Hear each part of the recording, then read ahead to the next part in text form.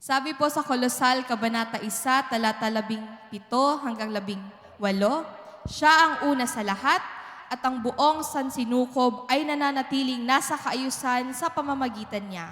Siya ang ulo ng iglesia na kanyang katawan, siya ang pasimula, ang panganay na anak, ang unang binuhay mula sa mga patay upang siya'y maging pangunahin sa lahat. Maari po ba tayong tumayo at tayo'y umawit para sa ating Diyos?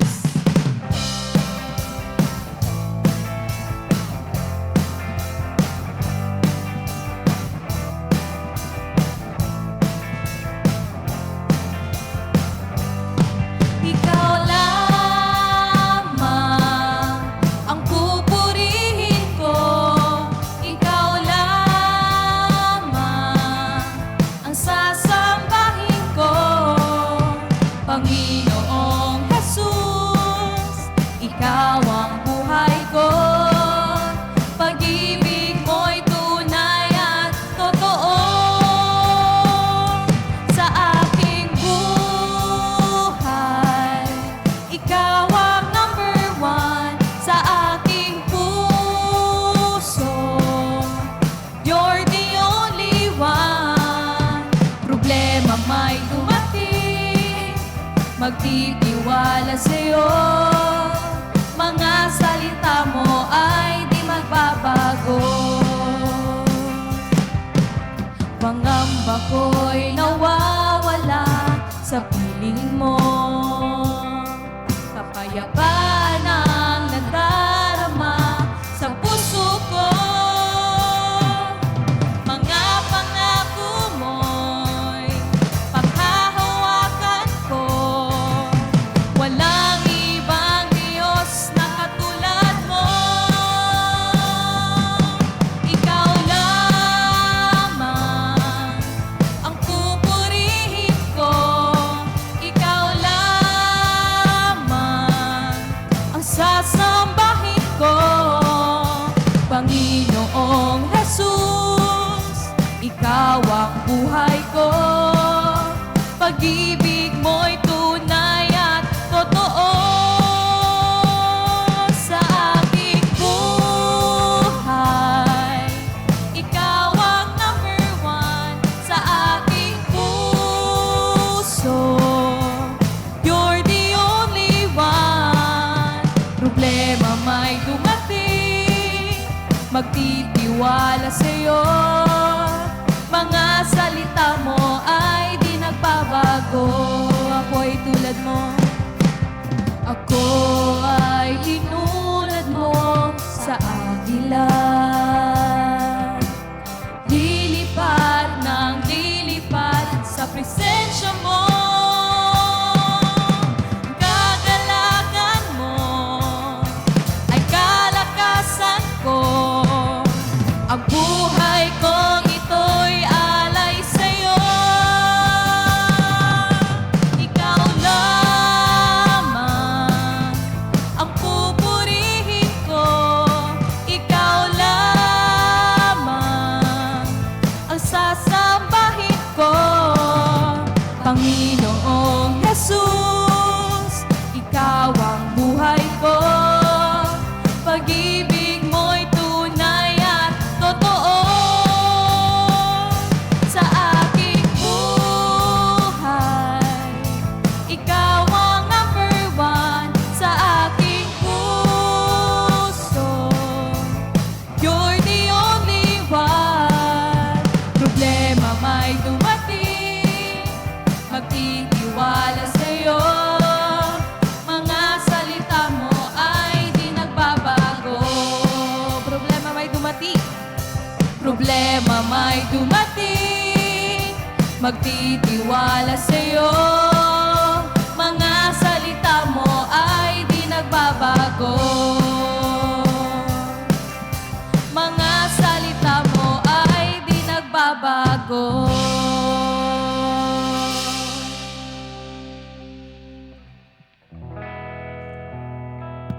Patuloy tayong umawit ng papuri para sa ating Panginoon.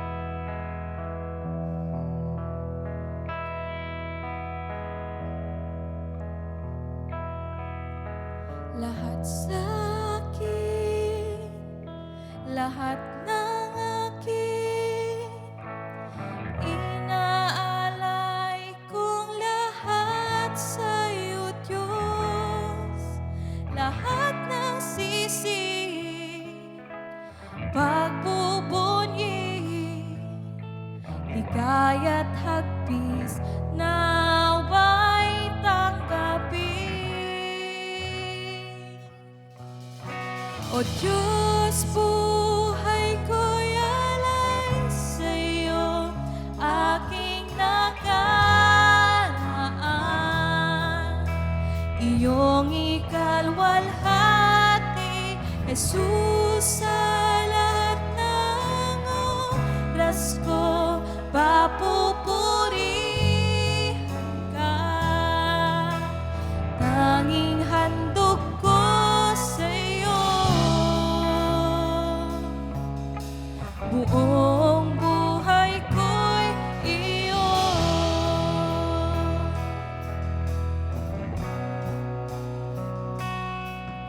Sa nakalipas, hatid ng bukas, panaginip na di ko makamtan, mga pangarap na inaasam, puso ko't kamay, taas kong alay. O Diyos, buhay ko'y alay sa'yo, aking nakaraan. Iyong ikalwalhati, Jesus, sa lahat ng oras ko, papupurihan ka. Tanging handog ko sa'yo,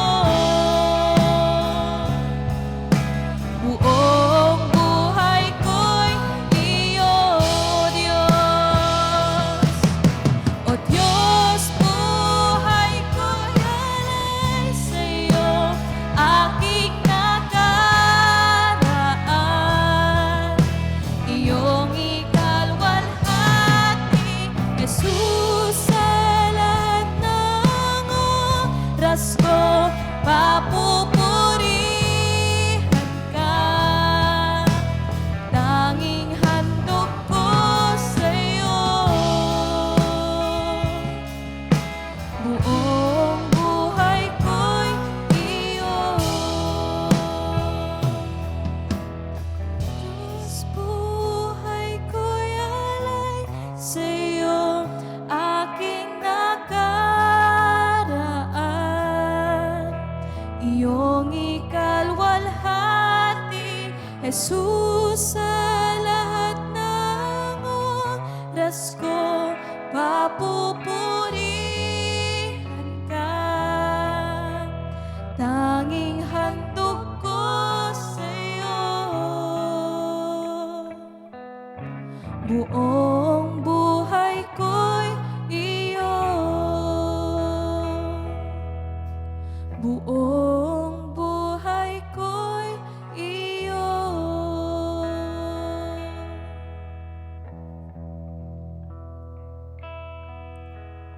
O Panginoon, pinupuri kita. Ako'y naririto upang sambahin ka, magpakailanman itataas kita. Sa aking buhay, ikaw ang Diyos, O Panginoon. O Panginoon, pinupuri kita. Ako'y naririto upang sambahin ka, magpakailanman itataas kita. Sa aking buhay, ikaw ang Diyos. Ako'y nilikha, sadyang para sa'yo, lahat sa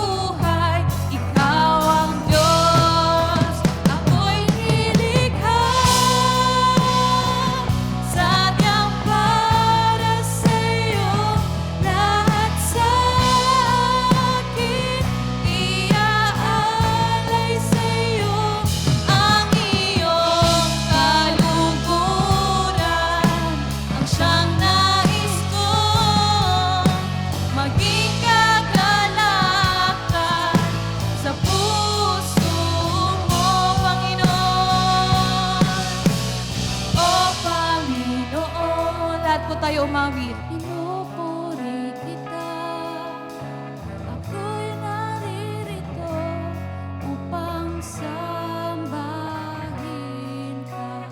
Magpakailanman itataas kita. Sa aking buhay, ikaw ang Diyos, o Panginoon. O Panginoon, pinupuri kita. Ako'y naririto upang sambahin ka. Magpakailanman itataas kita. Sa aking buhay, ikaw ang Diyos. Sa aking buhay, ikaw ang Diyos. Palakpakan po natin ang ating Panginoon. Pwede na po kayong umupo.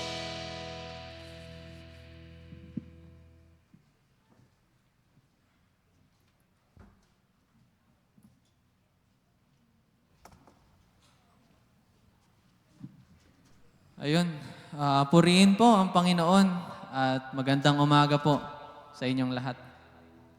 Welcome po tayong lahat sa Tagalog service ng GCF Naga tuwing linggo dito po sa 3rd floor, GCF Magsaysay. At bago po natin umpisahan, gusto lang natin kilalanin kung meron po ba tayong bisita o first time o isang beses pa lang na nakakadalo sa GCF. Kung meron man po, pwede po ba kayong magtaas lang ng kamay? Dito po sa kabila. Sige, kung wala, yan, pagpatuloy po natin ang pag-iimbita ng mga ating mga kaibigan, kakilala, at ating mga kapamilya sa simbahan. At para naman sa ating lahat, dahil matagal-tagal din po tayong hindi nagkita-kita, tumayo po tayong lahat at batiin natin ang bawat isa.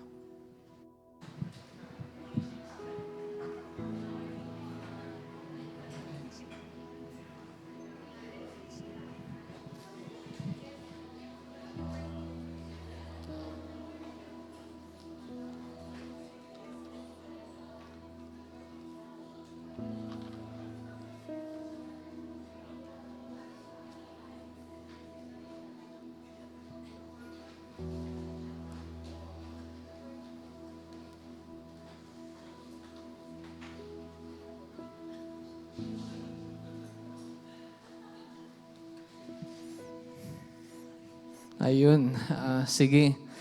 At ngayon naman po, dahil nakatayo na tayong lahat, alam nyo na, kung meron kayong nakikitang bakante pong upuan sa unahan, pwede po kayong umabante. Pero kung nasa unahan na kayo, maraming salamat po. Abante ng isang upuan po, kung meron kayong nakikita pang upuan sa unahan. Para yung mga na-late, meron silang uupuan mamaya. Sige. Tumungo po tayo sa ating mga paalala. Una ay yung ating mga gadgets or cellphone. Siguraduhin po na ito ay naka-silent mode, naka-airplane mode. Siguraduhin po na ito ay walang tunog upang maiwasan po nating maistorbo yung ating mga katabi at yung magsasalita mamaya. At ganoon na rin yung mga smartwatch. Pwede rin po silang tumunog. At kung meron naman po kayong dalang bata o sanggol, kung sakaling sila ay umiiyak, meron po tayong cry room dyan sa gilid. Pwede po ninyo sila dyang dalhin. Sige, tumungo na po tayo sa ating mga anunsyo. Meron po tayong 5. Una ay special block screening. Spider-Man, Brand New Day. Wow.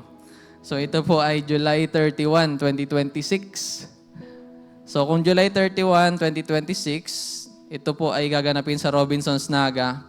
At ito rin po ay isang fundraising event para po sa ating simbahan. At ang presyo po ng isang ticket kada tao ay 600 pesos. Pero kasama na po ang snacks at ang drinks. So kung July 31, mahaba-haba pa yung panahon, pwede pa tayo makapag-ipon. Mga ilang buwan pa, 2 buwan siguro, makapag-ipon na tayo ng 600 pesos para sa special block screening ng Spider-Man Brand New Day. Ulitin ko po, July 31, 2026. Kaya markahan nyo na po yung inyong mga kalendaryo at pwede na rin kayong kumuha ng ticket sa second floor.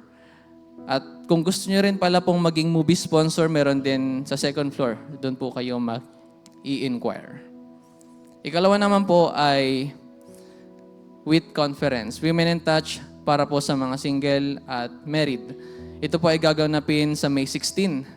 Sabado po ito at ang oras po ay 7:30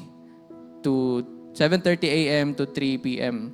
Magkakaroon po ng Women's Conference at ang pamagat po ay A Tapestry of Generations, Biblical Patterns for Mother and Daughter. Ito po ay para sa lahat ng kababaihan. Kasama na rin po ang ating mga lola, ang mga babaeng magulang po, ang mga anak nilang babae, at kasama na rin po yung mga magulang na wala pa pong anak. Itong conference po na ito ay para patatagin yung ating community at ang ating samahan at para na rin sa ating community upang ma-recognize po natin yung ano ba yung design ng Diyos para sa mga kababahian sa ating community. Kaya samahan niyo po kami para i-celebrate ang kabutihan ng Diyos ng sama-sama. Ay hindi pala po ako kasama, para sa mga kababaihan lamang po ito. Kaya tandaan po natin, for girls only. Pwede na rin po kayo mag-register sa table sa labas o kaya naman sa pamagitan ng Google Form. Ang registration po on or before May 10, 2026 at meron pong registration fee na 100 pesos. Ito po ay para sa souvenir at materials. At ang dress code naman po ay Bohemian at Island Chic. Kaya yan, magkita-kita po kayo sa May 16. So pwede nyo pong picturean yung QR code sa likod para makapag-register na po kayo. Take note lang po dahil ang Women in Touch ay May 16 po, pero ang registration po ay hanggang May 10 lang, 2026. On or before May 10. Ikatlo naman ay Theological Sunday. Bilang parte po ng ating pagsusumikap na maging handa para sa trabaho na binigay sa atin ng Diyos, magkakaroon po tayo ng isang beses sa isang buwan na equipping class. Ito pa ay ginaganap sa kada ikalawang linggo ng buwan, second Sunday of the month. Pag-aaralan po natin kung paano mag-aral ng Biblia at ganoon na rin kung paano natin ipapamahagi yung mabuting balita ni Kristo sa ibang tao at iba't iba pang mga paraan kung paano tayo magiging epektibong trabahador para sa kaharian ng ating Diyos. Kaya samahan niyo po kami sa Sunday, May 10 po yan, 2026, 2 p.m. to 5 p.m. Ito po ay bukas para sa lahat, pero ang growth group leaders at ating mga church officers ay talagang hinihikayat po na dumalo dito. At ganoon na rin, pwede rin kayo mag-register. QR code sa screen at meron din sa labas, sa church walls. Yan. Pwede nyo pong picturean.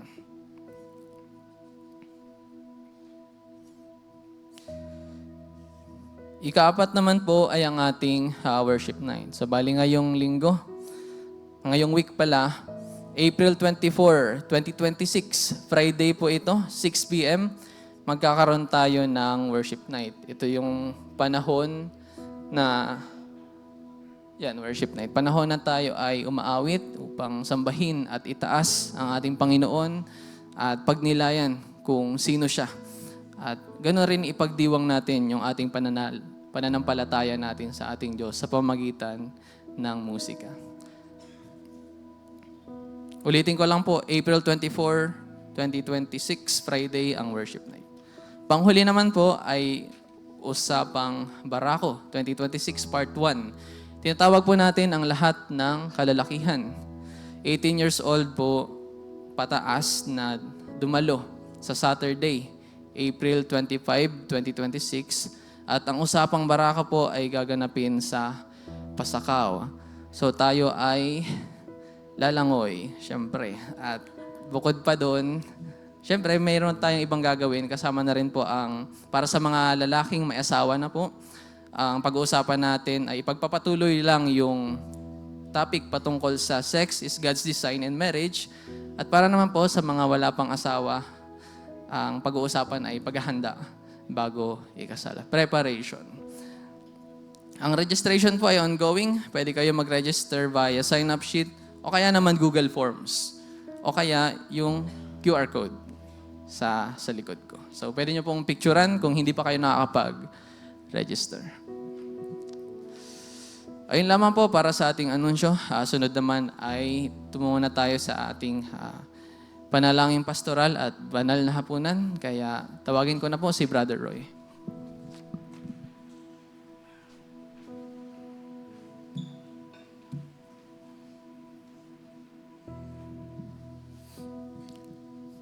Gandang umaga po sa tuwing tuwing huling linggo at ikatlong Sabado po ng buwan, tayo po ay nag-oobserba ng banal na hapunan na kung saan ito, isa po ito sa utos po ng ating Panginoon.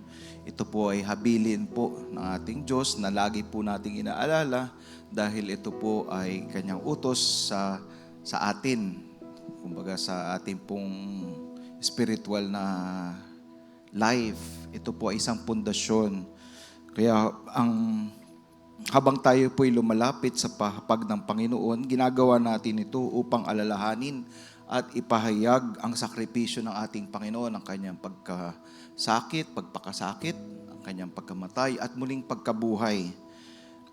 Ito ay isang banal na sandali ng pagsamba at pagninilay-nilay.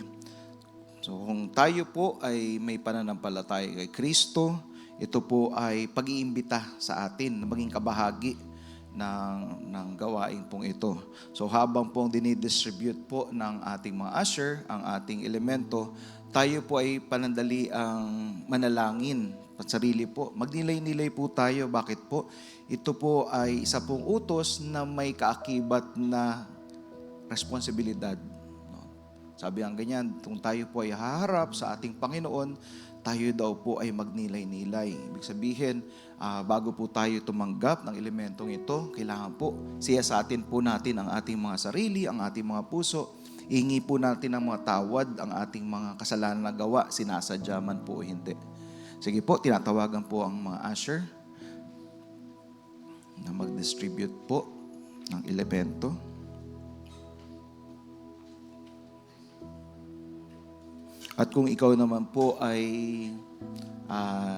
nag-oobserba, no? Pwede po siguro na kung hindi pa kayo handa na tumanggap, pwede po kayong mag-obserba or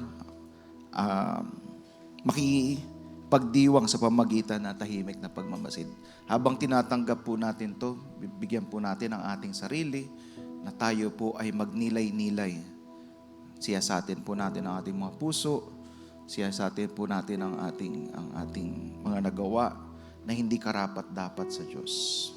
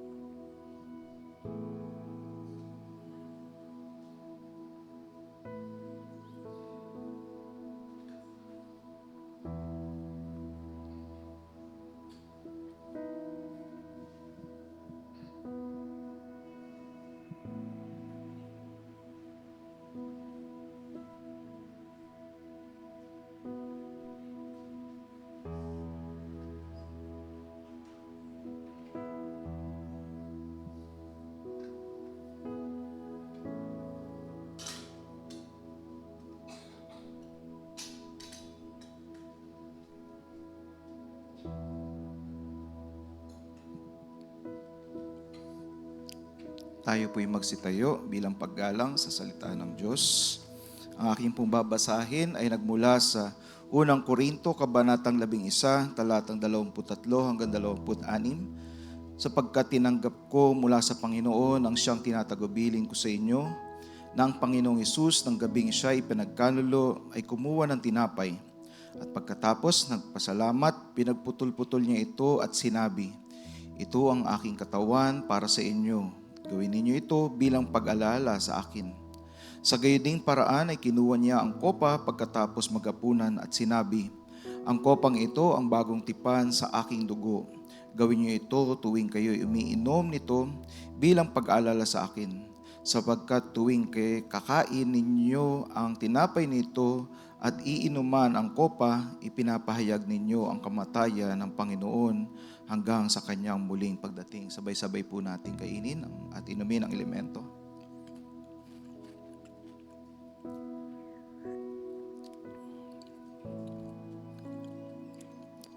Tayo po'y manalangin. Ama naming banal, dakila sa lahat, Diyos na may likha ng langit at lupa. Maraming salamat, Ama, sa inyong pag-ibig na pinagkaloob niyo po ang kaisa-isa inyong anak na si Jesus, na aming Diyos, Panginoon at tagapagligtas. Sa aming ginagawang pag-aalala, sa pagkain ng tinapay at pag-inom ng kopa, ito'y ginagawa po namin bilang pag-aalala sa sakripisyong ginawa niya po para sa amin, sa pagbabayad sa aming kasalanan, na sa halip na kami ang ipako, sa halip na kami ang mamatay, inalay niya ang kanyang buhay, nagpakasakit siya, tinanggap ang lahat ng parusa ng hampas, ang bigat ng krus, na parang siya mismo ang nabuhay sa aming kasalanan. Kami po ay lubos na nagpapasalamat, Ama, sa inyong pag-ibig sa pamamagitan ng pagbibigay na ito. Kaya tuwing kami kumakain at umiinom, inaalala po namin, Panginoon, ang inyong kabutihan sa bawat isa sa amin. Maraming salamat po, Ama, dahil sa kaligtasang ito, kami ay humaharap sa iyo. Dahil ikaw ay banal.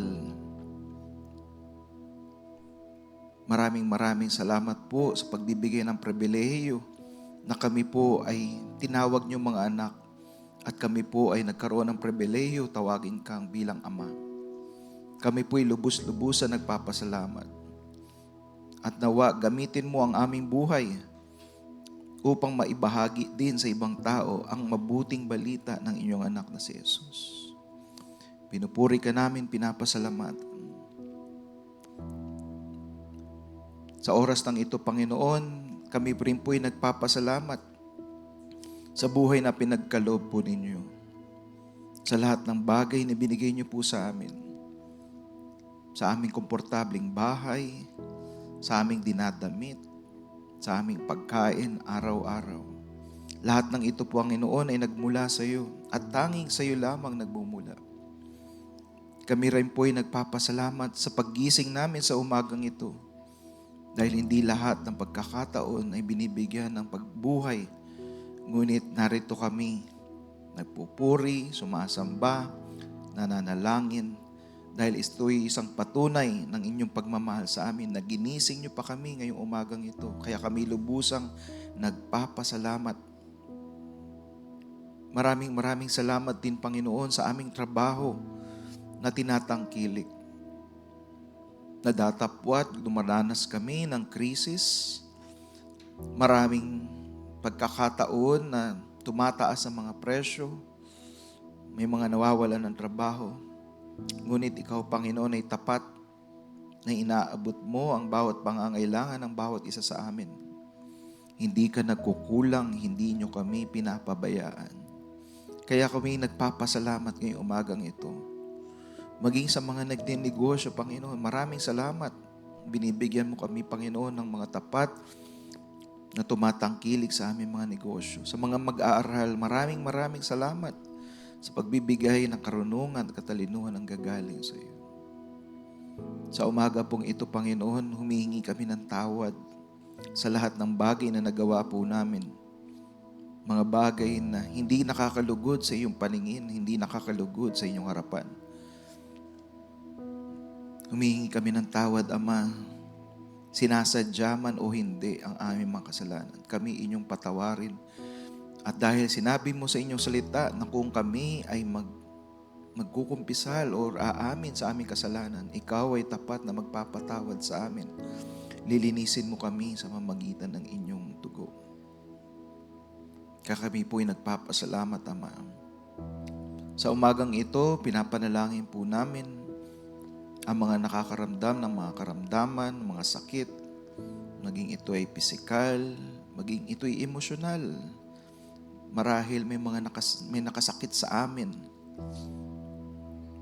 Marahil may mga nakakaramdam po sa amin ng kahinaang espiritual. Kami po ay lumalapit sa inyo na may pagpapakumbaba.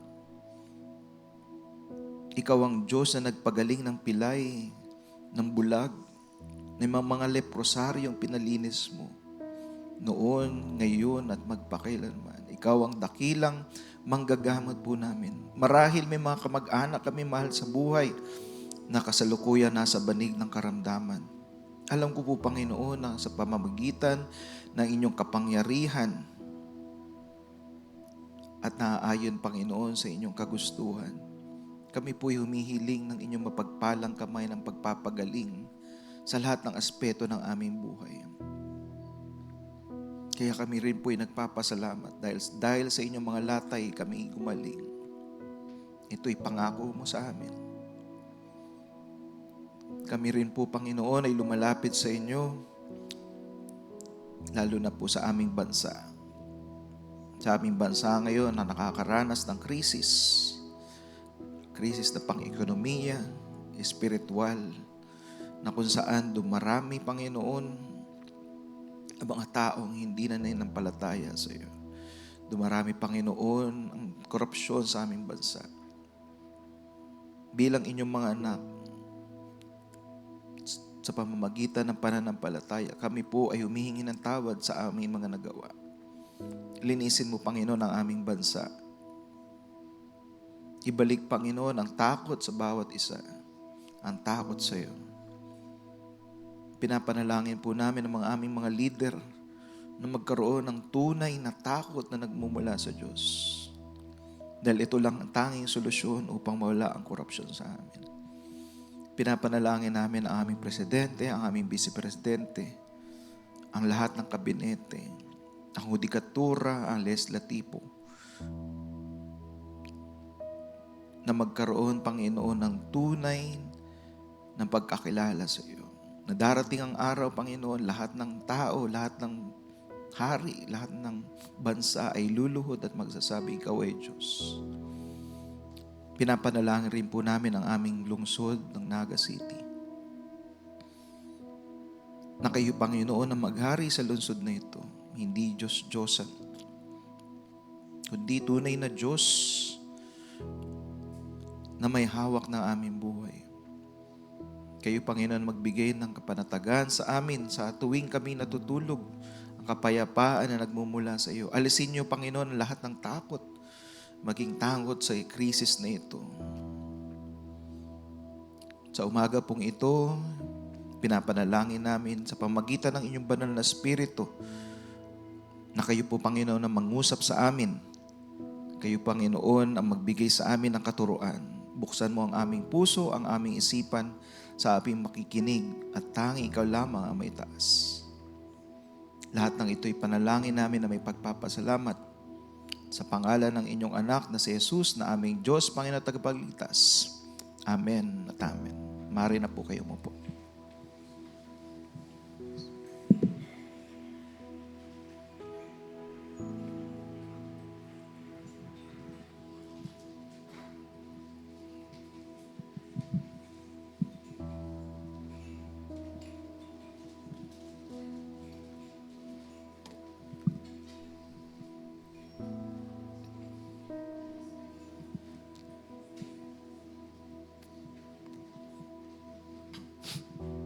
Muling paalala po sa ating lahat, yung ating mga cellphone or gadgets, siguraduhin po na ito ay naka-silent mode. Paki-triple check yung mga alarm clock at yung mga smartwatch.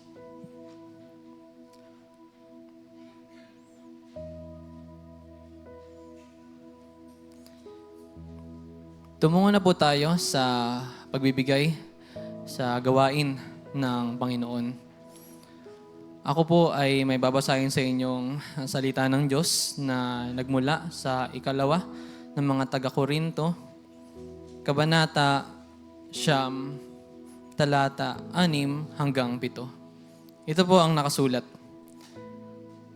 Tandaan ninyo ito, ang nagtatanim ng kakaunti ay aani ng kakaunti, at ang nagtatanim naman ng marami ay aani ng marami. Ang bawat isa ay dapat magbigay ayon sa sariling pasya, maluwag sa loob at di napipilitan lamang, sapagkat iniibig ng Diyos ang kusang nagbibigay ng may kagalakan. Ayun lamang po at tumayo po tayong lahat bilang pag-awit sa doksolohiya.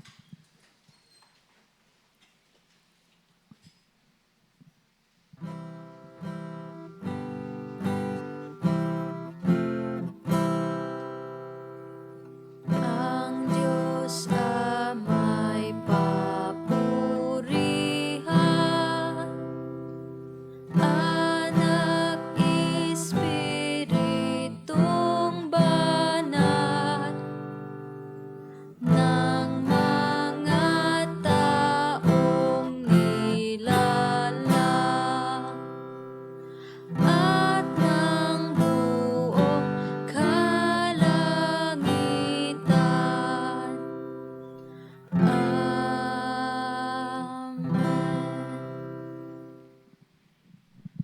Tayo po ay manalangin. Panginoon, nagpapasalamat kami sa araw na binigay ninyo ngayon. Alam po namin, Diyos, na kayo ang nakahihigit sa lahat. Kayo ang aming Diyos na nalalaman ninyo ang lahat ng bagay. At ganoon na rin, Panginoon, na alam nyo ang mga problema na nangyayari sa aming bansa. Alam nyo po na tumataas sa mga bilihin, ang gas. Ngunit alam po namin na kahit kailan ay hindi kayo nagkulang sa aming buhay. Alam ninyo ang aming pangangailangan at patuloy po ninyong tinutugunan ang aming pangangailangan.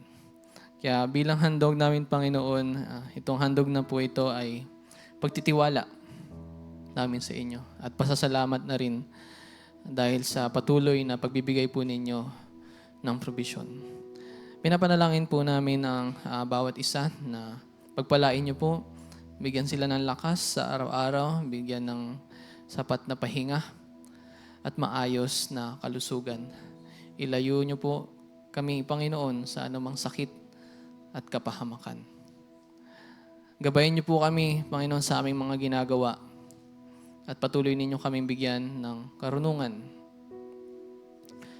Alisin niyo po sa aming mga puso ang pagiging sakim, ang pagiging makasarili o pagmamahal ng anumang bagay na masigit sa inyo. At pinapanalangin din namin na ang aming handog ay patuloy na magamit upang maraming tao pa ang manalig sa inyo. At ganoon na rin na patuloy na lumago ang simbahan na sa pamamagitan nito ay maraming tao ang makakilala sa inyo. Muli, kami po ay nagpapasalamat sa lahat ng bagay na meron kami ngayon sa inyong provision sa pangalan ni Jesus. Amen. Maaari na po kayong umupo.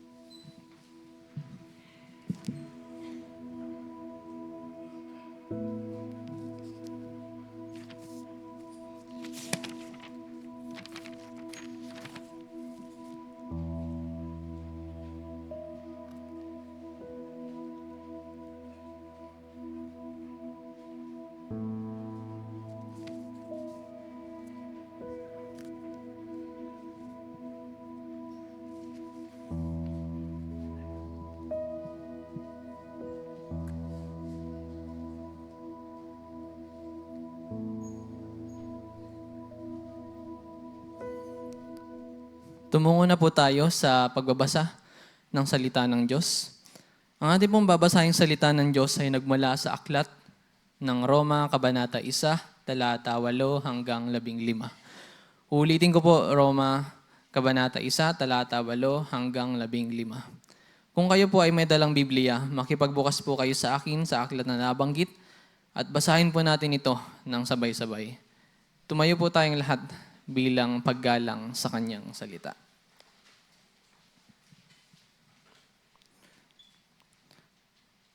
Una, nagpapasalamat ako sa aking Diyos sa pamamagitan ni Jesucristo. Dahil sa inyong lahat, sapagkat ang inyong pananampalataya ay balitang-balita sa buong daigdig. Saksi ko ang Diyos na pinaglilingkuran ko ng buong puso sa pamamagitan ng aking pangangaral ng Ebanghelyo ng kanyang anak na lagi ko kayong idinadalangin. Sa mga dalangin ko'y laging kasama ang aking hiling na loobin ngayon sa wakas na makapunta ako sa inyo. Sapagkat nasasabik ako na kayo'y makita upang mabahaginan kayo ng ilang kaloob na espiritual upang mapatibay kayo. Sa gayon ay magkatulungan tayo sa pagpapatatag ng pananampalataya ng isa't isa na inyo at akin. Nais kong malaman ninyo, mga kapatid, na ilang ulit ko nang binalak na pumunta dyan sa inyo. Ngunit laging may humahadlang. Nais kong magkaroon din ako ng bunga mula sa inyo, kung paanong nagkaroon ako ng bunga sa ibang mga hentil. May pananagutan ako sa mga Griego at sa mga hindi Griego, sa marurunong at gayon din sa mga mangmang. Ito ang dahilan kaya mas hidhi ang aking pananabik na maipahayag ko rin ang Ebanghelyo sa inyong mga nasa Roma. Purihin ang Diyos sa pagbabasa ng kanyang salita. Maaari na po kayong umupo.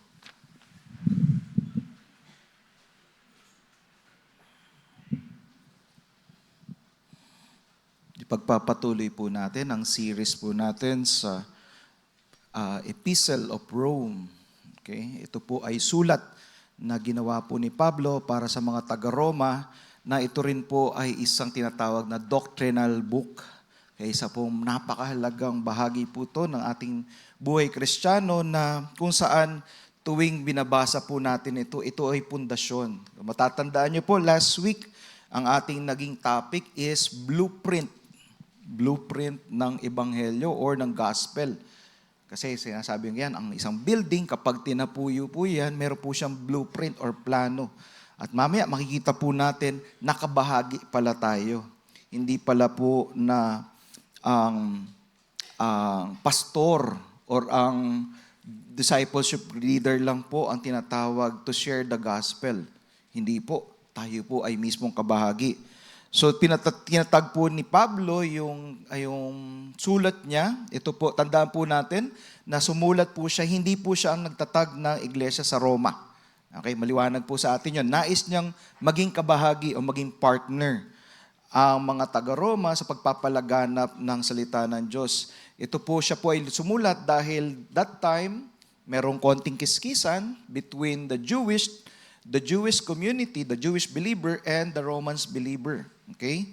At nais niyang kumbaga sa English, nais niya magbigay ng rapport.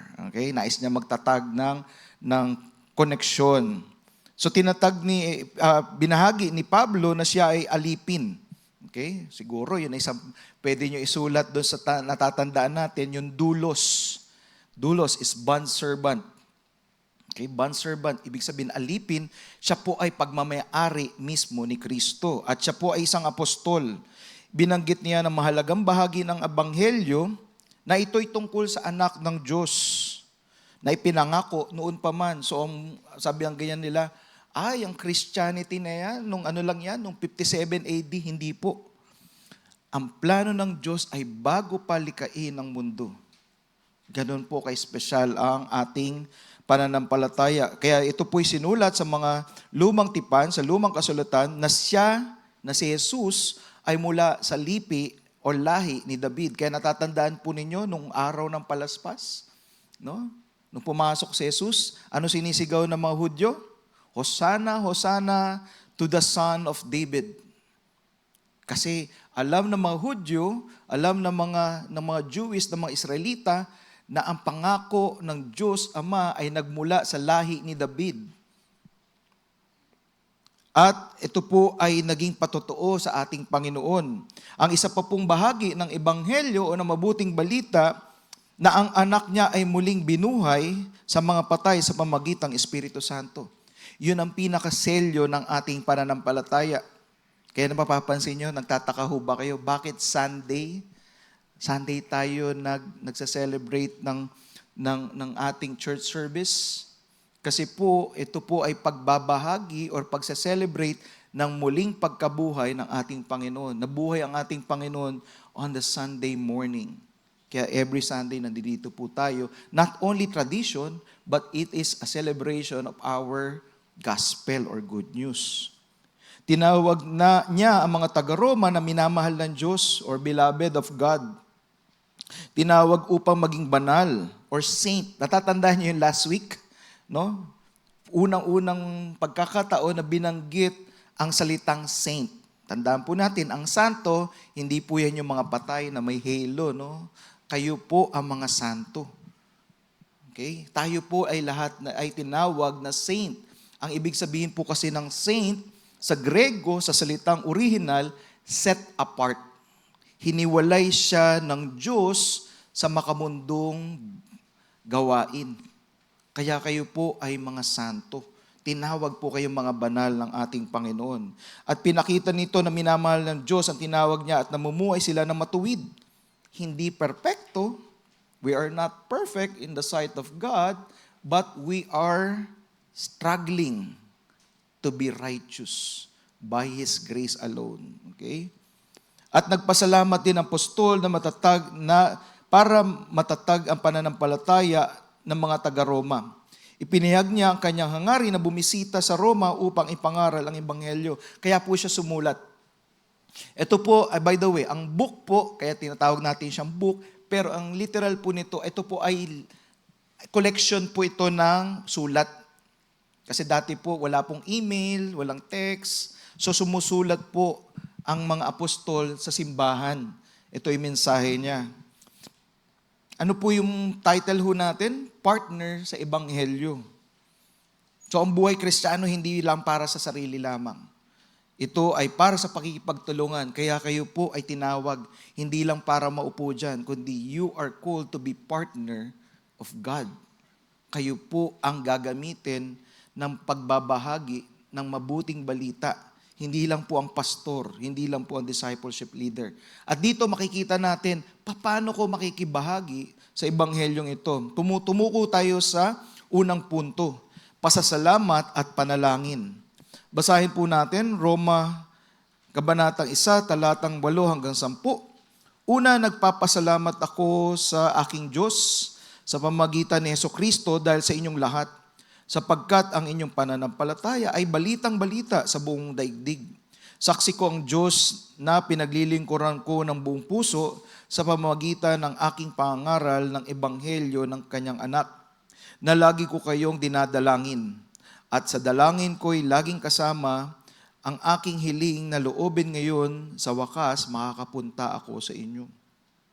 Kaya makikita po natin dito sa bungad ng kanyang sulat, yung salitang thanksgiving.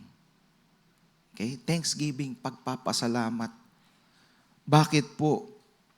Nagpasalamat si Pablo sa pananampalataya ng mga taga-Roma.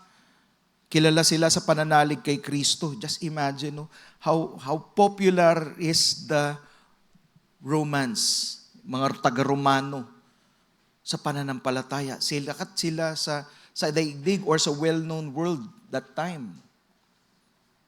Okay? Ibig sabihin, kilala.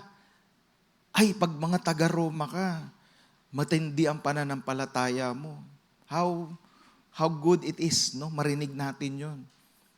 Yung mga mananampalataya sa Naga, ay grabe ang pananampalataya niyan sa Diyos.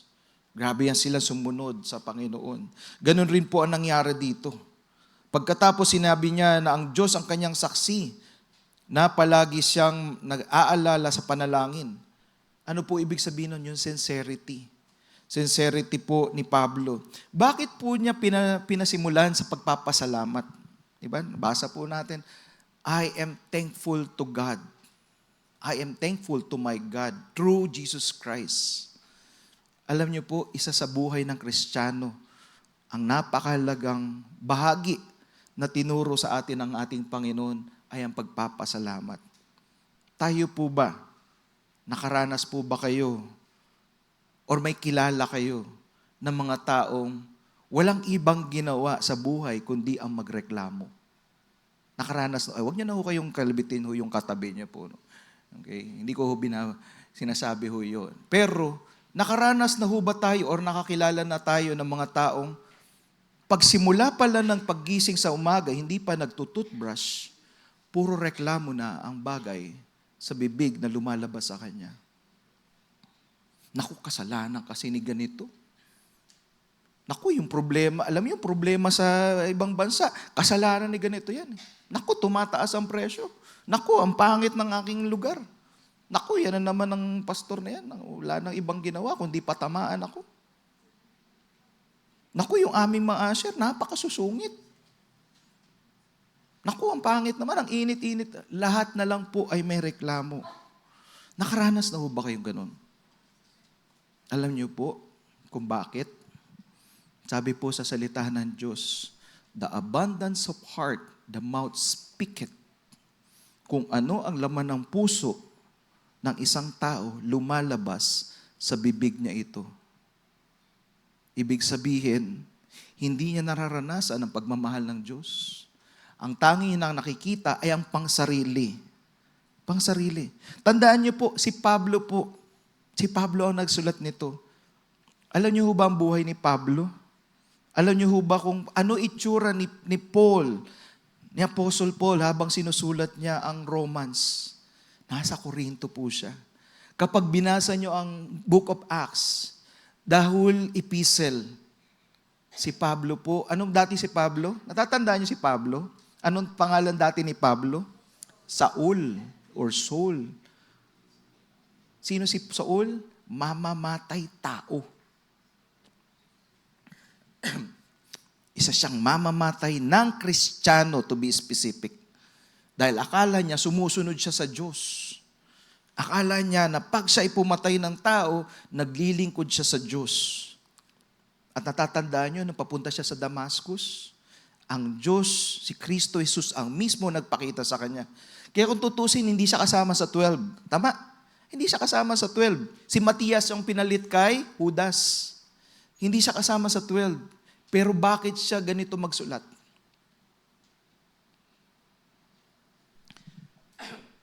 Bakit ang isang taong dating mamamatay tao, pag nagsulat ay lubos ang pagpapasalamat? Obserbahan niyo po, basahin niyo po, lahat ng epistle, lahat ng sulat ni Paul, pera sa isa, sa Galatian, lahat ng sulat niya, nagsisimula sa pagpapasalamat.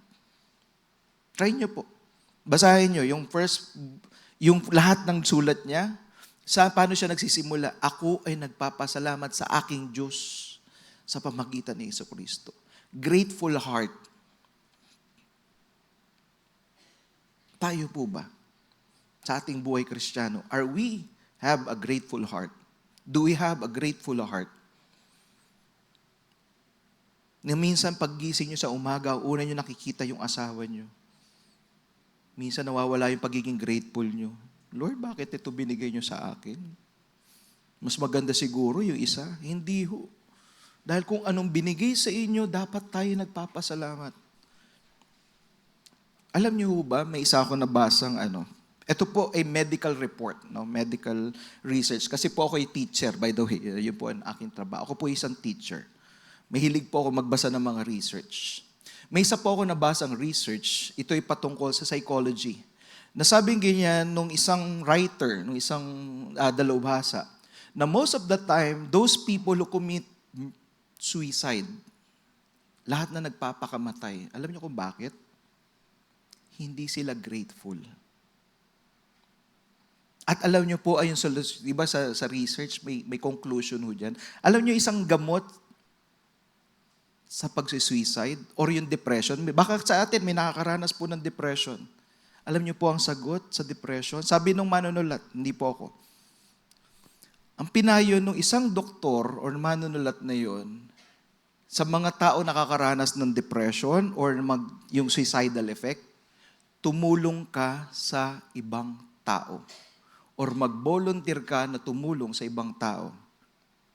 Bakit? Kasi kadalasan ang kalungkutan or hindi yung sinasabi ungrateful, laging sarili. Tandaan niyo si Pablo. Si Pablo po ay laging nagpapasalamat.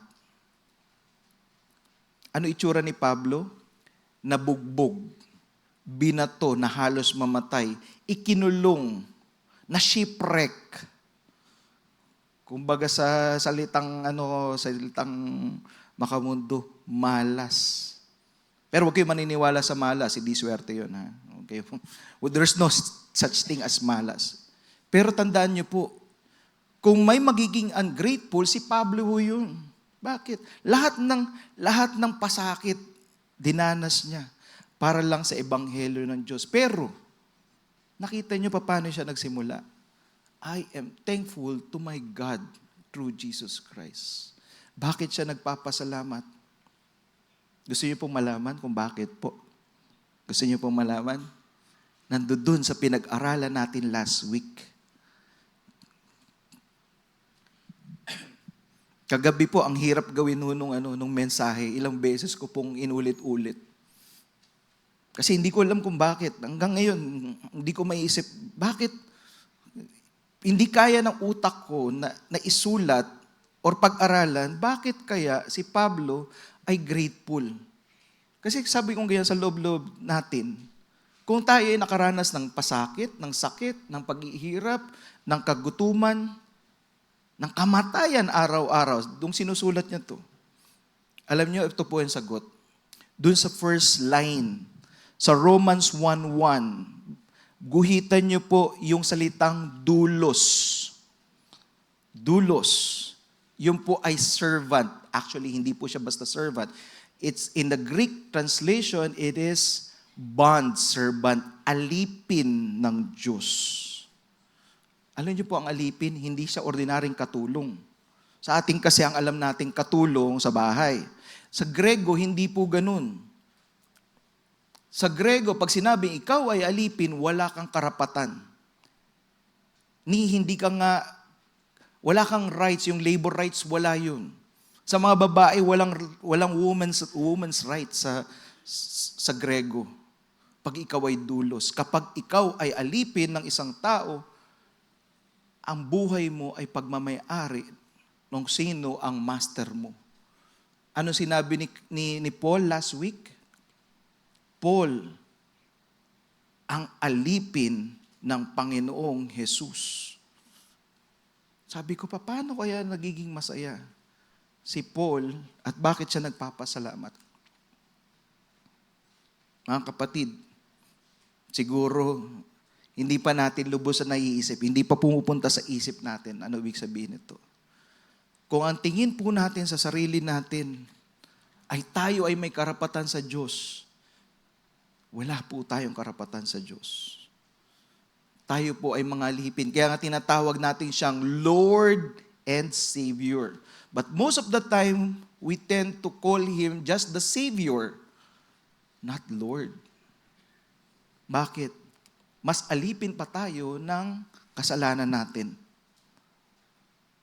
Kaya kung tutusin, sabi kong ganyan, kung ang pananampalataya natin ay kagaya kay Pablo, na tayo ay mga alipin, alam niyo po, sa Grego, ang bayad lang doon pagkain, bahay. Kahit anong gawin ng kanyang master, siya ang ginagawa. Kaya alam po niyo po, nung natutunan ko po ito,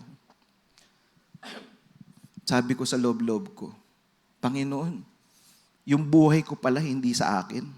Yung asawa ko pala hindi sa akin. Yung bahay ko pala hindi sa akin. Yung doctorate ko pala, yung pag-aaral ko hindi sa akin. Sa iyo pala yun. Naisip niyo ba yun? Minsan kasi iniisip natin, sa akin yung asawa na ko. Yung asawa ko sa akin yan. Kaya pag nawala yung asawa ko, grabe ang iyak ko. Pero alam niyo po, isa po natutunan ko kay Pablo, wala siyang pagmamayari. Ang pagmamayari ay sa Diyos. Kung iisipin ko na ang asawa ko ay pagmamayari ni Kristo, anytime pwede kong kunin siya ng Panginoon. Amen ho ba? Ang buhay ko po, nung nalaman ko ito, nagbago yung pananaw ko every morning, kapag gumigising ako, kapag gumigising tayo, every time we wake up, every time that God give us another day, salamat, Panginoon. Thank you, Lord. Thank you, Master. Binigyan mo ko ng pagkakataong mabuhay. At pagkatapos ng isang gabi, matutulog na tayo, this same thankful heart. Panginoon, salamat. Walang nangyaring anumang aksidente. Hindi ako nasa banig ng karamdaman. Salamat, may bubong pa kami. Salamat, may kinakain pa kami. Datapwat, may crisis ngayon. 3 beses, minsan 5 beses pa tayo kumakain. Naisipin pa po natin yun. Pero mas madalas tayo ay nagrereklamo.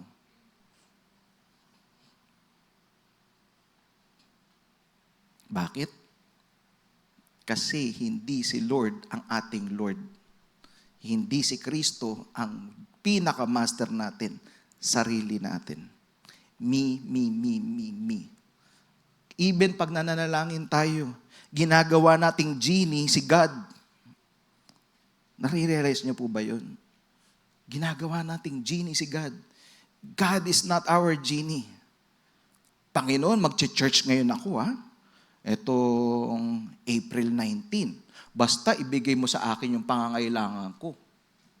Lord, may babayaran akong bills. Dapat bigay mo sa akin yun. Kung hindi, hindi ka Diyos ng buhay ko. Hindi po. Bakit po? Ang alipin, kahit ang sagot ng kanyang master ay yes, he's still the master. Kahit ang master niyang sinabay no, siya pa rin ang master. Naiintindihan po ba natin? Kaya mga kapatid, if the Lord answer is no, He's still our Lord. Huwag tayo magtatampo. Kapag may taong tinalis sa buhay natin, huwag tayo maghinanakit sa Diyos. Dahil mas alam ng Diyos kung sino.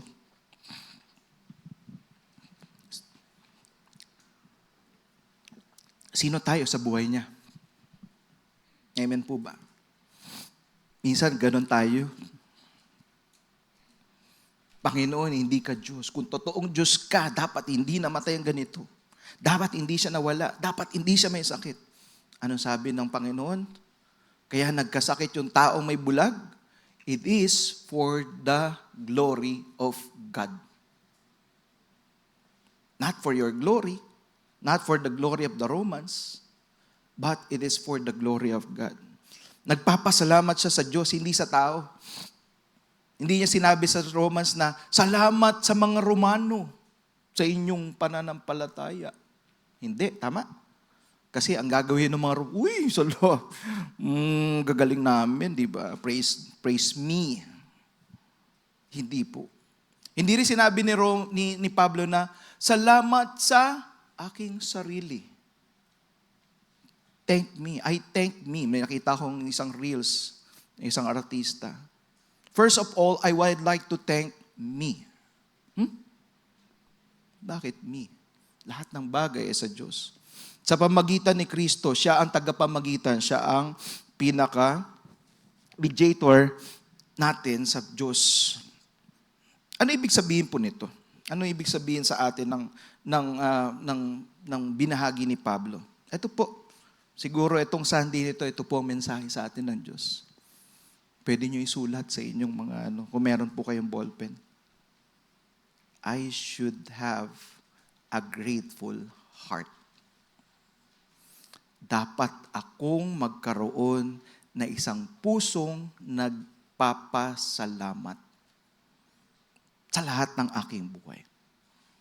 Kahit tumaas ang presyo ng gas, salamat sa Diyos, wala akong kotse.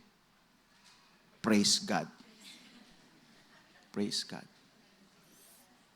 Lahat ng problema sa gasolina, ako mahimbing na natutulog sa aming bahay dahil wala akong Hilux. Ang dali-dali magbayad sa sa jeep ng 13 pesos. Ang iba po sa atin, hindi na nakakatulog. Tama? Hala, sabi na sa balita, magto-200 pesos ang gasolina. So what? God is still God. Amen po ba? Kahit mag 700 pesos pa yan, God is still able. Amen po ba? Sabihin niyo po sa inyong katabi, God is able. Alam niyo po, have you heard the word disable? Disable. Madalas yun ang nangyayari sa atin ngayon. We are now disabled of all the things na nangyayari sa atin. Disabled. Wala, tumaas na yung presyo. Wala, 60 pesos na ano. Alam niyo po ang sikreto? Ito, another secret po. Alam niyo, sulat niyo sa papel niyo, disable. Tapos lagay niyo ng God sa dulo. God is able. Subukan niyo po. Yung salitang disabled, lagyan niyo po ng God. Ang magiging salita niya po is, God is able. Amen po ba? Minsan po, may dalawa tayong kamay, hindi tayo nagpapasalamat sa Diyos. Panginoon, bakit siya ang ganda-ganda ng sapatos sa akin? Wala. 3 years na to, Lord. Pag nakita niyo ang pilay, nagpapasalamat siya dahil buhay pa siya. Tayo, ang dami nating tinatanggap sa buhay natin, but we are not grateful. Later, mamaya, pag uwi nyo sa bahay, pag tulog nyo, ilista nyo sa yellow paper ang lahat ng ipagpapasalamat nyo sa Diyos. Sabihin ko sa inyo, mas mahaba ang lahat ng bagay na ginawa ng Diyos kaysa yung mga bagay hindi niya na binigay. At pagkatapos nito, ano pa yung isang sikreto po ano pa yung isang mahalagang bagay na tinuro sa atin ni Pablo? Yung pananalangin. Kaya sakalagay doon sa unang punto, di ba? Pasasalamat at pananalangin. Sa pagkatapos niya siya inanalangin, walang tigil kayong binabanggit sa akin panalangin. Alam niyo sa English nun? Without ceasing. Prayer without ceasing. Hindi ako tumitigil ng pananalangin. Here's the question. Kayo po ba na napaka-komportable sa upuan? Pinalangin niyo po ba ang mga kapatiran niyo? Kaya makikita niyo, sinabi ni Pablo, ang Diyos ang aking saksi, kaya tapat ang kanyang puso. Totoo yung sincerity niya. Ang paglilingkod po ba natin ay sinseridad sa Diyos? O kaya tayo naglilingkod dahil sa pera, dahil sikat, dahil gusto natin mapapurihan. Again, hindi ko po sinasabing hindi po tayo maglingkod. Ang sinasabi ko po, we check our heart. Bakit ako naglilingkod sa Diyos? Alam niyo po kung bakit ako naglilingkod sa Diyos? The same reason of Paul. Kaya siya nagsusilbi sa Diyos kasi naligtas siya. Nagsisilbi siya na willing siyang mamatay araw-araw. Willing siyang ma-shipwreck araw-araw. Alam niyo kung bakit?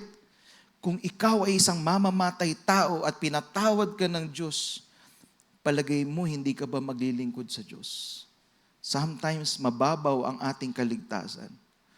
Minsan iniisip natin, ay praise God, saved na ako. Hindi ho. Kapag nalaman nyo gaano kalalim ang kaligtasan nyo, I tell you, hindi kayo mauupo dyan sa kinakaupuan nyo nang hindi naglilingkod sa Diyos. Definitely magsasabi kayo sa mga kaibigan nyo gaano kabuti ang Diyos sa buhay nyo. So ano mahalagang katotohanan na nakita natin dito sa buhay ni Pablo? Nagpapasalamat ka ba sa Diyos para sa iba? Alam niyo po, yun nga yung encouragement ko sa inyo. Try to attend dawn prayer. Okay? Try to attend dawn prayer. Manalangin po kayo sa ibang tao. Kasi pag nanalangin, even house church, even growth group, try to attend a growth group or house church. When you attend house church, when you attend growth group, makikita nyo, yung problema nyo pala ang liit-liit. Alam nyo, pag nagpe-pray kayo na, Lord, sana ipagkaloob yung ganito. Tapos maririnig yung panalangin ng kabila. Ay, ang liit-liit pala ng problema ko. Pinoproblema ko, pangbayad sa kasureko. Yung kabila, pinaproblema, pangbayad ng dialysis. Ano mas gusto nyo? Pero yung nagbabayad ng dialysis na yun, araw-araw, pinoprovide ng Diyos. Ang tanong, nagpapasalamat ka ba sa Diyos para sa iba? Are we thankful to God for other people like Paul? Ako po, alam niyo po, nagpapasalamat ako. Kanina nung nakita ko kayo, wow, ang dami niyo. Wow, halos mapuno ho tayo. Isa yun sa pinagpasalamat ko sa Diyos, honestly. Isa po yun sa pinagpasalamat ko po, nandito po tayo. Wala tayo sa BMC. Wala tayo sa NICC. At higit sa lahat, wala tayo sa Imperial. Amen ho ba? Parang gusto niyo mapunta sa Imperial. Amen ho ba? Tandaan niyo po, hindi lahat ng pagkakataon ay gumigising tayo. If you realize that, try niyo pong bumisita sa ICU. Try niyo po. Try niyo pong bumisita sa mga hospital. Na bawat araw, tuwing umaandar yung oxygen, kayo po ba nagpasalamat kayo sa oxygen ng Diyos? Alam niyo magkano oxygen sa hospital? 5,000. Kayo libre. Ginising kayo ng Diyos. Ang unang dinadampot niyo, cellphone. Uy, may nag-like kaya doon sa post ko kagabi. Ano kayang balita kay ano? Uy, nahuli na pala si saldi ko. Buti naman. Sa halip na magpasalamat tayo sa Diyos, minsan ang Diyos natin yung cellphone. Sorry po, pero yun ay totoo. Hindi ko kayo pinapatamaan kasi yun ang buhay ko dati. Paggising ko, sa halip na magpasalamat ako sa Diyos, cellphone agad ang dinadampot ko. Dahil makasarili ako. At iningin ko ng tawad sa Diyos yun. Ipinalangin niyo ba ang kapwa na mananampalataya? Naging matibay ba ang kanilang pananampalataya? Again, ito po ay challenge po sa atin. We should have a grateful heart and a praying heart. Sa pangalawang punto po, pagpapalakas ng loob sa isa't isa. Basahin po natin. Romans 1, verse 11 to 12. Sapagkat nasasabik ako na kayo'y makita upang mabahaginan kayo ng ilang kaloob na espiritual, upang mapagtibay ko kayo. Sa gayon ay magkakatulungan tayo sa pagpapapatatag ng pananampalataya ng isa't isa na inyo at sa akin. Ipinahayag ni Pablo ang kanyang hangarin na makita ang mga mananampalatayang taga-Roma. Ang layunan niya ay makabahagi sa espiritual na kaloob upang mapatatag ang kanilang pananampalataya. Ang espiritual na kaloob na ito ay maaaring pagtuturo, salita ng pagpapalakas ng loob, o samang-samang paggawa sa gawain ng Diyos. Mithiin ito ng pagpapalakas sa loob na mahalaga sa katawan ni Kristo. Ito po ang reality dito. Okay? Kung si Pablo, isa na po siyang apostol, kailangan niya yung fellowship. Tayo kaya kailangan natin ng fellowship. Do we need fellowship for one another? Minsan, ang inisip natin, ay maganda na dito sa bahay. Nonood na lang ako ng YouTube, yung recording. Alam niyo po, walang masama po doon sa recording. Kung kayo ay nasa barko, kung kayo ay nasa Saudi. Pero kung nandito po kayo sa Naga, kailangan niyo po ng fellowship. You need one another. Tandaan niyo po, ito po ay kasama sa pundasyon ng pananampalataya. Before, ito pong binabasa natin, before walang ganito, walang LCD, walang mic, walang drums, walang gitara. Alam niyo po, itsura dati ng church, bahay, house churches. Bakit po? Nagsasama-sama sila doon. Alam niyo po ba itong breaking of bread? Are you familiar with this breaking of bread? Sa kanila, ang breaking of bread every day. Every day they broke bread. One is to remember Christ. Two is to share the blessing to other people. Binabahagi nila yung kanilang pagpapala sa iba. Kasi that time, hindi lahat ng Kristiyano ay may magandang buhay. Dati, pag naging Kristiyano ka, mawawalan ka ng bahay, mawawalan ka ng negosyo, mawawalan ka minsan ng mahal sa buhay. Just imagine how miserable the life is ng mga unang Kristiyano. Ngayon sa atin, ang komportable, may aircon, may isang upuan. Sinasabi po sa inyo, kapag nakita nyo po yung nagmi-mission sa ibang bansa, ma-realize nyo how good it is to have this kind of fellowship. Bakit po? Ano po layunan ng pakikiano? Sinabi po dito ni Pablo na nais niya makita ang bawat isa.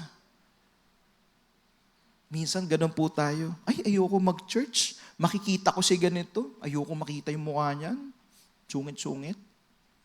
Hindi po. Ibig sabihin nun, pumupunta ka dahil sa tao. Ay, ayoko mag-preach dyan. Si Brother Roy na naman ang mag-share ng message. Boring yan. Doon na lang ako kay ano. Hindi po. Ang sinasabi po dito, kaya po tayo nagsasama-sama every Sunday or for this fellowship is because of God. Kasi alam niyo po kung bakit? Nakikita ko si Kristo sa buhay ng bawat isa sa inyo. Kasi kung ako lang, mukha ko lang makikita ko, definitely madidesperado ako. Definitely malulungkot ako. Definitely. Nakakita na po kayo ng uling? Uling. Charcoal. Burning charcoal. Have you seen one? Huh? Try to imagine, if you remove one charcoal from the burning stove, ano mangyayari doon sa charcoal na yun, sa uling na yun? Pag hiniwalay mo siya, mamamatay. Ganun rin po kayo. Ganun rin po tayo. That's the reason why we are designed by God to have fellowship with one another. Hindi po sapat na nanonood lang ng YouTube. Alam niyo po, naalala ko po, no? Wala na po si Brother Henner. No? Si Brother Henner po yung kapatid po nating sumama na po sa ating Panginoon. Pero alam niyo po, tuwing nakikita ko siya, may face mask, hinang-hina, umaakyat dito.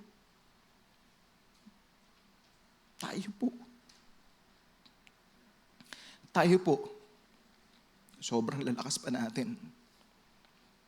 But ang dami nating dahilan. Just imagine. Tingnan niyo yung sarili niyo. If nandoon kayo sa BMC, if nasa ICU na kayo, Lord, pagalingin mo ako. Magsisimba ako araw-araw. It's too late. Tama? It's too late. Bakit po? Binigyan ka ng pagkakataon ng Diyos every day. Every day. Ibig sabihin po nun, magising pa lang sa umaga, sa halip na cellphone ang kausapin nyo. Try nyo lang.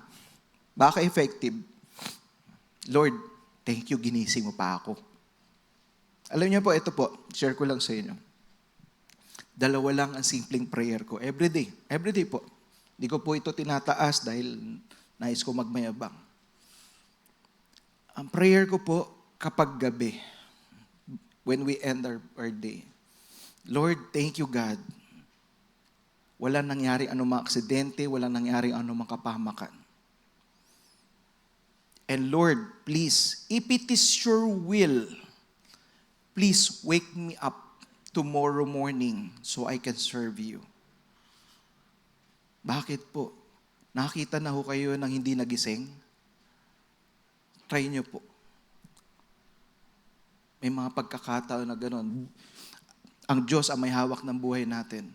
Paggising natin sa umaga, Diyos ang nagbigay nun, hindi kayo. At paggising ko sa umaga, aalalahanin ko yun, Panginoon, ay salamat, buhay pa pala ako. Salamat, Panginoon. Alam niyo kung bakit? Anytime pwedeng tumigil yung puso ko. Amen ho ba? There will be a time na wala na ako dito. There will be a time a-attend kayo sa burol ko. Bakit? Kasi time na ho yun ng aking Panginoon. Tapos na ho yung mission ko. But every day, I'm thankful for God. Kaya alam niyo po, try to attend dawn prayer. Try to attend fellowship. Try to attend discipleship group para makita niyo anong kabutihan ng Diyos. Anong layunin ni Pablo? Layunin niya is mapagtibay ang bawat isa. Nakita niyo po yung sinulat doon, upang kayo'y mapatatag. Ang salitang mapatatag ay nangungulagang palakasin, patibayin, itayo ng matibay na pundasyon. Ang presensya mo ba sa iglesyang ito ay nakakatulong sa paglago ng iba? Yung ibang kapatiran mo dito, pag nakikita ko po, alam niyo, nabe-bless po ako. Alam niyo po bakit? Kayo po yung resulta ng panalangin.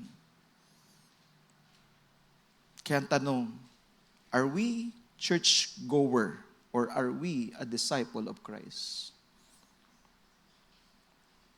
Tandaan niyo po, si Pablo ay isang apostol. Kailangan niya ng fellowship. How much more tayo nakakarampot lang ang pananampalataya? Kung etong taong to na nagpapagaling, ang taong to na binago niya ang pananampalataya ng buong mundo, ay kailangan niya ng fellowship, how much more are we? Kaya ito po, especially doon sa mga nakikinig sa recording na to, yung mga nai-enjoy po yung YouTube. There's nothing wrong. There's nothing wrong on watching YouTube. Kung tayo po ay nasa banig ng karamdaman, pero kung kayo po ay malakas, may paapa po kayo, humihinga pa kayo, wala pa kayong tubo sa ilong, I encourage you, my brothers and sisters, please fill up these chairs to listen to the Word of God, to praise God, to worship God. Ang sarap-sarap kaya nung pupuri sa Diyos. Hindi ka niligtas para mag-isa. Tandaan niyo po yan. Tandaan po natin to. Hindi ka nilagtas ng Diyos para ikaw lang ang maligtas. Tinawag po kayo para maging kabahagi ng Diyos. Tandaan niyo po, pagdating natin sa langit, makikita natin ang ating mga mahal sa buhay. Gugustuhin niyo ba na hindi sila makita doon? Again, I encourage you, my brothers and sisters, huwag po kayong titigil sa pananalangin sa mga mahal niyo sa buhay. Ako po ay isang bunga ng panalangin ng aking magulang. Kayo po ay mga bunga ng panalangin. I hope, I pray that someday, these chairs, kailangan natin magdagdag. And lastly, sa uling punto, misyon ng Ebanghelyo. Basahin po natin Romans 1 verse 13 to 15. Nais kong malaman nyo, mga kapatid, na ilang ulit ko nang binalak na pumunta dyan sa inyo, ngunit laging may humahadlang. Nais kong magkaroon din ako ng bunga mula sa inyo, kung paano nagkaroon ako ng bunga sa ibang mga hintil. May pamananagutan ako sa mga Grego at sa mga hindi Grego, sa mga marurunong, gayon din sa mga mangmang. Ito ang dahilan na masidhihin ang aking pananambik na ipahayag ko rin ang Ebanghelyo sa inyong mga nasa Roma. So sinabi ni Pablo na balak niyang dalawin. No? Yun yung desire niya, kaya siya sumulat. Nais niyang dalawin yung mga taga-Romans. Ngunit may mga humahadlang sa kanya hanggang ngayon. Ang daming humahadlang sa kanya. No? Every day, kung basahin niyo po yung Acts, every day may death threat kay Paul. Kasama niya sa layunin na magkaroon ng bunga sa gitna niya. Kagaya rin na naging bunga niya sa iba pang hintil pagkatapos sinabi ni Pablo na may banal siyang pananagutan na ipangaral ang Ebanghelyo sa lahat. May layunin kahit may hadlang. Ibig sabihin, gumagawa tayo kahit tayo ay pinipigilan. Tayo po'y naglilingkod kahit tayo po'y nahihirapan. Minsan, umambon lang po ng konti. Ay, naku, umuulan. Di na ako mag-church. Konting ambon lang po yun, ha? Di pa bagyo. Ang dami po nating dahilan. Pero dito po, basahin po natin ulit. Ilang ulit ko nang binalak, ngunit laging may humahadlang. So malinaw sa plano ni Pablo na dalawin mga taga-Roma. Paulit-ulit na may humahadlang, ngunit hindi yun hadlang. Ibig sabihin, yung obstruction, yung mga problemang yun, hindi ito nagiging hadlang kay Pablo upang gawin niya ang kanyang misyon sa Diyos. Natatandaan niyo po ba yung letter kay Paul, even sa Acts? Ano sabi ng mga kapatiran sa kanya? Uy, wag ka nang pumunta, wag ka nang tumuloy sa Jerusalem. Kasi may nagbabalak sa yung patayin ka. Ano sabi ni Paul? Kaya nga ako pupunta dun para tuparin ang kagustuhan ng Diyos sa buhay ko. Tayo po ba? Ganun po ba tayo sa buhay natin? Or mas maraming humahadlang sa buhay natin? Ang mga hadlang ay hindi ibig sabihin na wala ang kalooban sa Diyos. Minsan ito ay bahagi or timing ng plano ng Diyos. Minsan, alam niyo po, yung mga problema niyo sa buhay, yan po ay patunay na Diyos ay buhay. Bakit ko po sinabi yun? Bakit tayo may sakit? Bakit? Palagay niyo, hahanap kayo ng doktor pag wala kayong sakit? Minsan yung sakit pa nagdadala sa atin sa Diyos. Tama? Ang dami ko pong kilala. Nagkaroon sila ng sakit. At yung sakit na yun mismo ang nagdulot sa kanila para makilala ng Diyos. May mga taong tinatanggal sa buhay natin. May mga taong nawawala sa buhay natin. Alam niyo po, dati nung nagrebelde ako sa Diyos. Bakit? Hindi binigay yung prayer ko. Hindi ka totoong Diyos. Ayoko na sa'yo. Hindi na ako maglilingkod. Yung pala. Kaya hindi binibigay sa akin ang taong yun dahil hindi yun ang para sa akin. Yung pala yung hadlang ng paglilingkod ko sa Diyos. Ngayon po, ito po ang tanong. Kahit po ba may hadlang, maglilingkod pa rin tayo sa Diyos. Kahit may problema, mananalangin pa ba tayo? Kapag may hadlang ba, susuko ba ako, magpapatuloy? May malinaw ka bang layunin na magbunga para sa Diyos? Ang tunay na naglilingkod ay hindi tumitigil dahil sa hadlang. Lalo siyang nagpupursige dahil meron siyang misyon. At sa ating pong pagwawakas, ano po yung mga tunay na layunin ng Diyos? May mga layunin na kahit may hadlang. Ibig sabihin, we continue to serve Him even there are some obstacle in our lives. We continue to serve Him even there's pain in our life. Ang sabi ni Job, nagkaroon siya ng sakit. The Lord has given, the Lord will take. Blessed be the name of the Lord. May pananagutan pa rin tayo na ibahagi ang ebanghelyo. I remember one pastor po ng aking kapatid, ng aking kuya. Yung kanyang pastor nagkaroon ng cancer. Bumili ng electric chair para lang makalakad. No? Sabi, hindi ako pa pwedeng pigilan ng Diyos. Kahit magkaroon ako ng cancer, magsaserve pa rin ako. Talagang nilupay-pay siya ng Diyos. Pastor Jimmy. Alam niyo ginawa? Bumili ng property malapit sa bahay niya, doon tinayo yung church para paglabas niya. Kulit mo tinanggalan ng boses. Ganun pa rin. Hanggang sa huling buhay niya, nagsisilbi siya sa Diyos. Tayo po ba na malalakas, ano ang excuse niyo para hindi magsilbi sa Diyos? Mga kapatid, ano po yung buhay na tinawag sa atin? May magpapasalamat at nagpapalakasan sa iba't isa. Tingnan po natin ang pagsasabuhay. Sa una po, manatili tayo nagpapasalamat sa Panginoon para sa bawat Christian church na nanatiling matatag sa pananampalataya. Ipanalangin din natin ang iba pang iglesia kasama nating makikipag-ugnayan o nais pa nating makasama sa gawain. Alam niyo po kung bakit, by the way, bakit po. Sila Pastor Ed po, ang ating mga elders, ay nasa GCF San Pablo. Okay? Ako po yung naatasan po ngayon. Kaya ipanalangin po namin. So, in behalf po of GCF Naga, kami po ay nagpapaabot ng happy anniversary po sa ating mga kapatiran. Purihin ng Diyos at lumalago po ang ating iglesia sa bayan or sa lugar ng San Pablo. Pangalawa po, hangarin natin maging pagpapala sa ibang iglesia. Kasama rito ang pagsuporta sa kanila, pamamagitan ng panalangin, pagbibigay, pagdadalaw. Dapat palawakin ng mananampalataya ang kanilang kamalayan sa ginagawa ng Diyos sa iba pang iglesia. That's the reason why mapapansin niyo po, meron tayo dating brown envelope last week. Yun po ay pagtulong natin sa ibang iglesia. Kaya every time we pray, we include them in our prayer. Hindi lang tayo. And lastly, ipinahayag natin ang ebanghelyo sa ibang iglesia dahil ito ang sentro ng buhay Kristiyano. Hindi po tayo tinawag bilang maging churchgoer. We are called to be disciple of Christ. Go and make churchgoer. Tama ba? Hindi.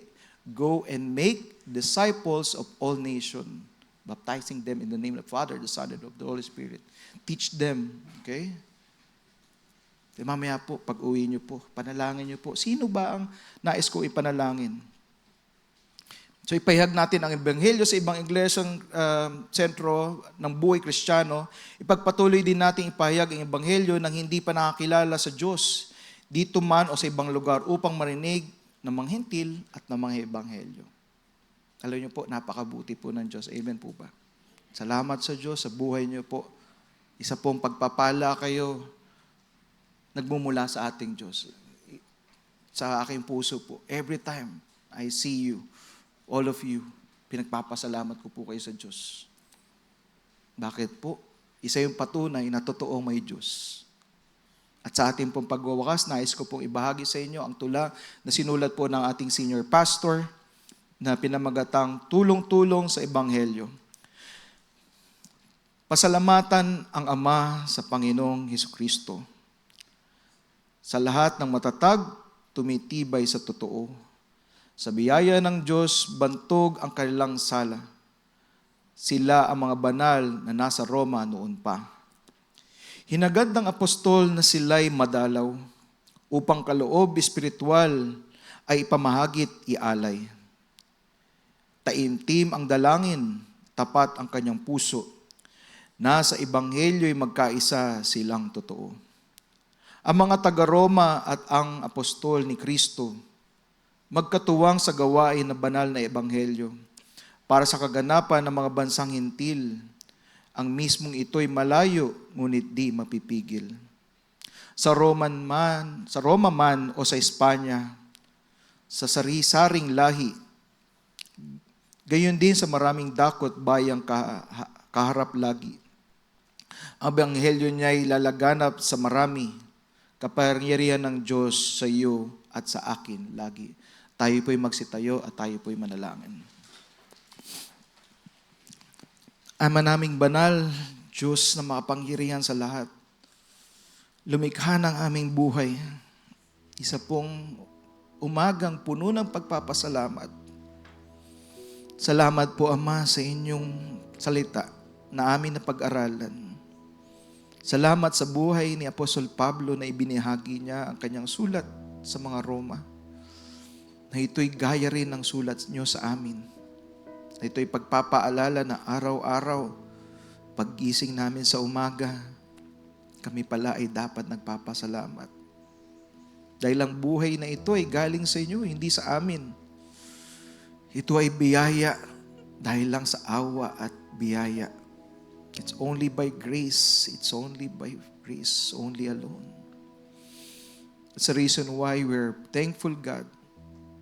Kami ay lubos nagpapasalamat, hindi lang sa salvation ng inyong anak, dahil kami ay niligtas, kundi Panginoon, tinawag mo kami bilang maging kabahagi ng inyong gawain. Ang misyong ito ng Ebanghelyo ay ikaw ang nagdisenyo. Ngunit kami inyong ginagamit. Maraming salamat sa buhay ng aking mga kapatid na nandito, maging sa inaabot ng tinig na ito. Pinagpapasalamat po namin ang bawat isa na ginagamit mo upang makilala ka, to make you known and make you known only, Lord God. At ipakilala ka sa ibang lugar. Panginoon, gamitin mo ang aming buhay, ang aming bibig, ang aming talento, ang aming impluwensya, na ikaw ay mapakilala Turuan niyo rin po kaming manalangin para sa isa't isa. Na hindi lang kami maging makasarili, kundi alalahanin ang pangangailangan ng iba.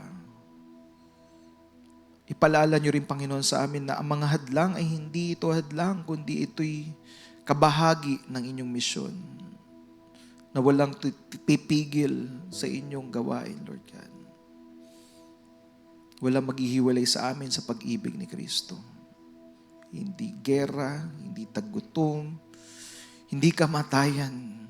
Walang ibang maghihiwalay sa amin sa pag-ibig ni Kristo. Kaya pa kami lubos na nagpapasalamat.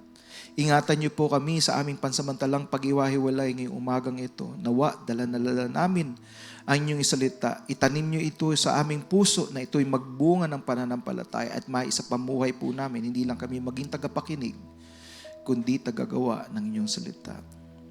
At ngayon, ang pag-ibig ng Ama sa pamamagitan ng pagbibigay ng kanyang bugtong na anak at sa pakikisama ng banal na Espiritu sumaatin ngayon at magpakalanman at bawat anak ng Diyos na magsabi ng Amen at Amen.